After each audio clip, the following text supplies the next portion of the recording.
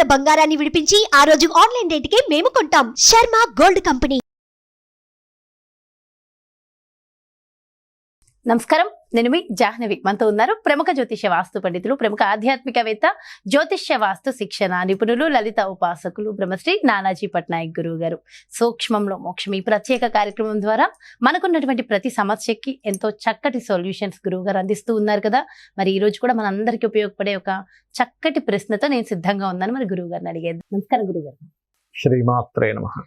గురుగారు, మాఘమాసం వచ్చేస్తుంది కదా, అమావాస్య నెక్స్ట్ డే నుంచి మాఘమాసం. మరి ఈ మాఘమాసం మొత్తం కూడా ఖచ్చితంగా ఆచరించవలసిన విధానాలు, విధి విధానాలు, ఆచరించకూడనివి అంటూ ఏమైనా ఉంటాయంటారా? అంటే ఫస్ట్ ఆఫ్ ఆల్ ఏంటంటే అమ్మ, మాఘమాసంలో ఉన్న గొప్పతనం చెప్తాను ఫస్ట్ మీకు. ఎవరికైనా వివాహం అవ్వట్లేదు అనుకోండి, పర్టికులర్గా మాఘమాసం వివాహానికి మంచిది. మీకు ఒక పాట కూడా ఉంది, మాఘమాసం మంచి రోజు అనేటువంటిది. మనం వాడే పెళ్లి కొడుకు ఎవడైనా ఒక పాట ఉంటుంది చూడండి. మాఘమాసం ఎప్పుడు వస్తుంది అనే ఉంటుంది. ఎందుకంటే మాఘమాసంలో ఉండే ప్రత్యేకత ఏమిటి అంటే, ఈ రవి సూర్య భగవానుడు సరిగ్గా తన రాశి నుంచి సప్తమ స్థానంలో ఉంటాడు.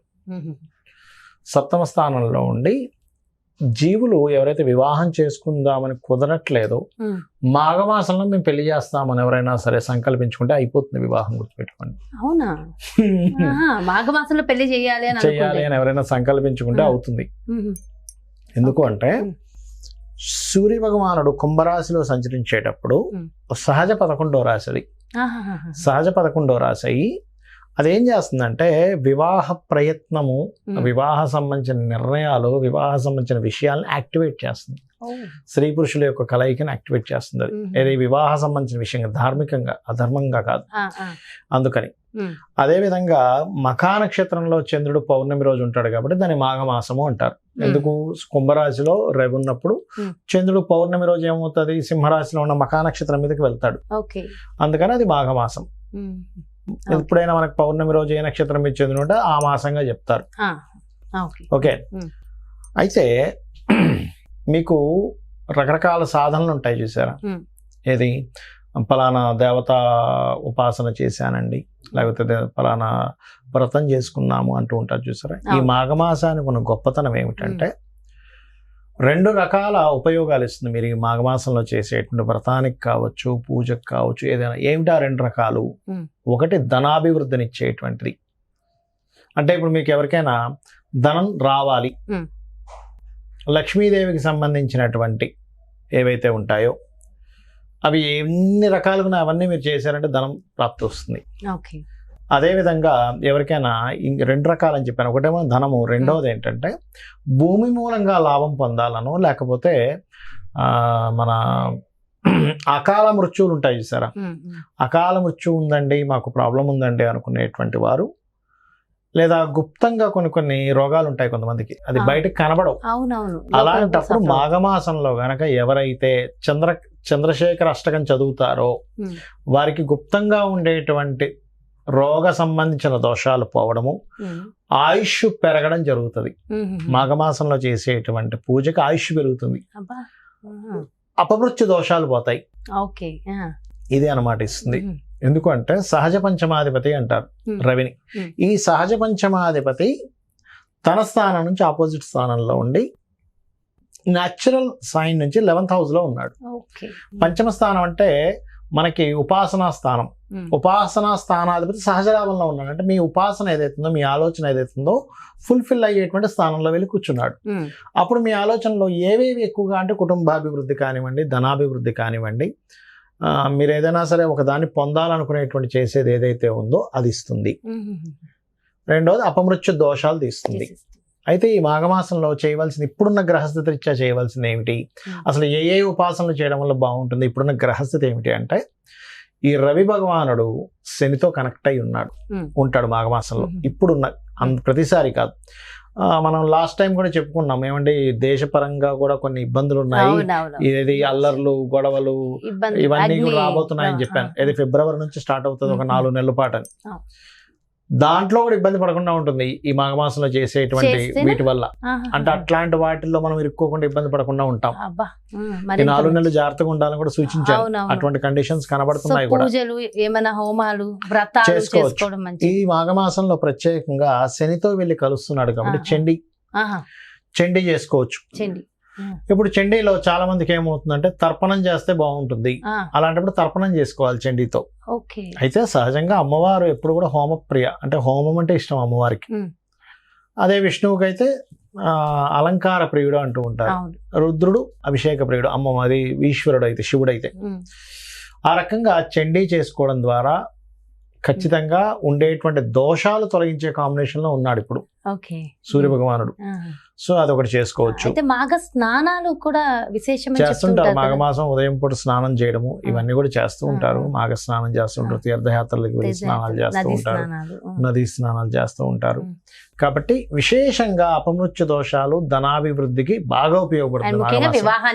వివాహ సంబంధించిన 3 విషయాలకి బ్రహ్మాండంగా ఉపయోగపడుతుంది. అయితే వివాహం అవ్వట్లేదు, మాఘమాసంలో నాకు అమ్మవారు వివాహం కలిగించే యోగం ఇస్తుంది అని అనుకోని అమ్మవారి నామాల్లో కామేశబద్ధ మాంగళ్య సూత్ర శోభిత కందరాయ నమః గనక చేస్తే మాఘమాసంలో చేయిస్తుంది అమ్మవారి నమ్మకం ఉంటే అయిపోతుంది.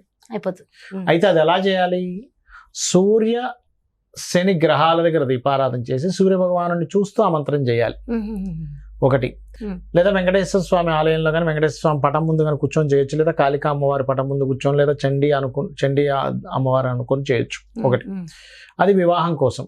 మరి ధనాభివృద్ధి కోసం ఏమిటి అంటే ఓం సంపత్కరీ సమారూఢ సింధుర వ్రజ సేవితాయ నమః, లేదా ఓం నవవిద్రుమ బింబశ్రీ న్యక్కారి రతనచ్చదాయ నమః చేసుకోవచ్చు. ఇవన్నీ నామాలు చేసుకోవచ్చు, ఎవరైనా చేసుకోవచ్చు. వీళ్ళు చేసుకోకూడదు వాళ్ళు చేసుకోవాలనేటువంటిది ఏమీ లేదు. మీరు లలిత సహస్రనామాల్లో ఉన్నటువంటి ఫలశ్రుతి కనుక విన్నట్లయితే తెలుస్తుంది దీని యొక్క ఫలితం అనేటువంటిది. అలాగే అపమృత్యు దోషం గురించి అనుకున్నాం. అపమృత్యు దోషాలు పోవాలి అంటే ప్రత్యేకంగా అపమృత్యు దోషానికి అష్టమి చంద్ర విభ్రాజ అలికస్థల శోభితాయ నమః చేసుకుంటే కూడా అపమృత్యు దోషం పోతుంది, పనులు కూడా ముందుకు కదులుతాయి. అదో లేదా చంద్రశేఖర అష్టకం చదువుకుని అపమృత్యు దోషాలు పోతాయి. చంద్రశేఖర చంద్రశేఖర చంద్రశేఖర పాహిమాం, చంద్రశేఖర చంద్రశేఖర చంద్రశేఖర రక్షమాం అనుకున్నా సరిపోతుంది. ఇది చేసుకున్న ఈ మాసం మొత్తము చాలా మంది జాతకం చూసి అంటుంటారు, ఏమంటే మీకు అపమృత్యు దోషం ఉంది, ఏదో అయిపోతుంది, ఏం అక్కర్లేదు, ఆ ఈశ్వరుని పట్టుకుంటే ఆయనే చూసుకుంటాడు, టెన్షన్ పడాల్సిన అవసరం ఏమి లేదు. అది చేసుకోవాలి మాఘమాసంలో. చేయకూడనివి ఏమైనా ఉన్నాయంట? చెయ్యకూడని అంటే ఒకటేనండి. ఇక్కడ ఇప్పుడు రవి వెళ్ళి శనితో కలుస్తున్నాడు అంటే ఏమిటి? లేట్గా నిద్ర లేవడం చేయకూడదు, చాలా దోషం మాఘమాసంలో. అంటే శనితో కలిసినప్పుడు ప్రత్యేకంగా, అంటే దానివల్ల అనవసరంగా రోగాన బారిన పడతాడు మనిషి, చేయకూడదు. ఇంకోటి ఏంటంటే ఉద్యోగ సంబంధించిన విషయంలో తొందరపాటు నిర్ణయాలు పనికిరాదు ఈ రవి ఇక్కడ ఉన్నప్పుడు. ఎందుకంటే శనిని కంబస్ట్ చేసుకున్నాడుగా రవి. చాలా మంది ఏం చేస్తారు, తొందరపడిపోయి ఉద్యోగం మానేస్తారు, ఇంకోటి చూసుకుందాం రాదు పట్టాను. ఎందుకు అంటే ఇక్కడ శని రవి కాంబినేషన్ ఎలా ఉందంటే అస్తంగత్వ దోషంలో వెళ్తున్నాడు శని, సహజ దశమాధిపతి. అందుకని ప్రపంచవ్యాప్తంగా అందరూ కూడా ఉద్యోగ సంబంధించిన విషయంలో తొందరపాటు కూడా మానేస్తుంటారు. ఇది జాగ్రత్త పడాలి. అలాగే ప్రత్యేకంగా కీళ్ళవాతము ఇట్లాంటి వల్ల కొంచెం జాగ్రత్తగా ఉండాలి. శని ఎప్పుడైతే కంబస్ట్ అవుతాడో కీళ్ళ నొప్పులకి వీటికి కారకుడు, మోకాళ్ళకి కారకుడు, ఇబ్బందిని ఇస్తాడు. కాబట్టి ఈ విషయంలో జాగ్రత్తగా ఉండాలి.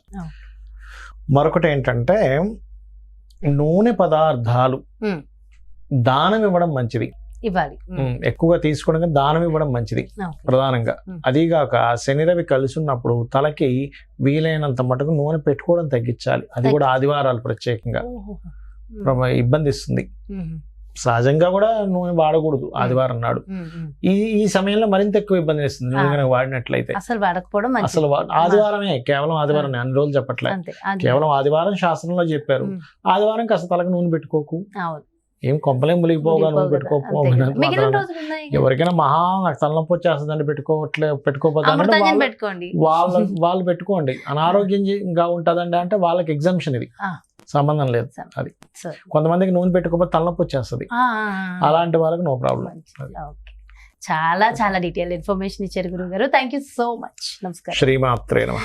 ఎస్, ఇదండి మాఘ మాసంలో ఖచ్చితంగా చేయవలసిన విధి విధానాలు, అలాగే చేయకూడని విషయాలు కూడా చెప్పారు. మనందరికీ ఎంతో చక్కటి జ్ఞానాన్ని ఇచ్చారు కదా గురువు గారు. మరి ఒకసారి నమస్కారం చేసుకుందాం. మరి అదే విధంగా మరో ప్రత్యేకమైన కార్యక్రమంతో మళ్ళీ మీ ముందుకు వచ్చేస్తాను. అలాగే మీ యొక్క జాతకానికి సంబంధించి కానీ, లేదంటే మీ ఇంటి వ్యాపార వాస్తుకు సంబంధించి కానీ గురువు గారిని సంప్రదించాలి, అపాయింట్మెంట్ కావాలి అనుకుంటే క్రింద డిస్ప్లే అవుతున్నటువంటి నెంబర్స్ కి కాల్ చేయండి. నమస్తే.